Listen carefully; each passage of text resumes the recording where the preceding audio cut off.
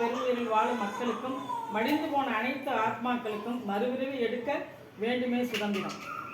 சுதந்திரம் எதுக்காக கேட்குறோம் பார்த்தீங்களா? இப்போ நம்ம சுதந்திர காற்றை சுவாசிக்கிட்டு இருக்கோம். அவங்க மறுபிறவி எடுக்க வேணுங்கிறதுக்காக சுதந்திரம் வேணும். அடுத்தது, கஜா புயலில் கதறியும் கனவுகளை தொலைத்தும் கொரோனாவில் கொத்து கொத்தாய் மடிந்தும் வயநாட்டில் சேற்றில் புதைந்து கடலில் கலந்தும் கலங்கும் மக்களுக்கு வேண்டும் சுதந்திரம். மனமுள்ள மனிதனை, மனிதாபிமானம் உள்ளவன். உறவுகளை உதாசீனப்படுத்தாமல் மதித்து வாழுங்கள். வாழ்வது ஒரு முறை மட்டும் என புரிந்து வாழுங்கள். வசைபேசி வாழ்வதை விடுத்து அன்புடன் வாழுங்கள். வாழ்க சுதந்திரம், என்றுமே அது நிரந்தரம். வாழ்க வளமுடன். நன்றி, வணக்கம்.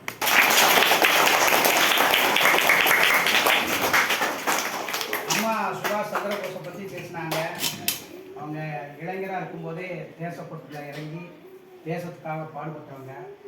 இது மாதிரி நம்ம கிராமத்திலே இளைஞர்கள் முன்னாள் மாணவ செல்வங்கள்லாம் வந்திருக்காங்க. அவங்களெல்லாம் நான் அன்பாக கேட்டுக்கிறது என்னென்னா,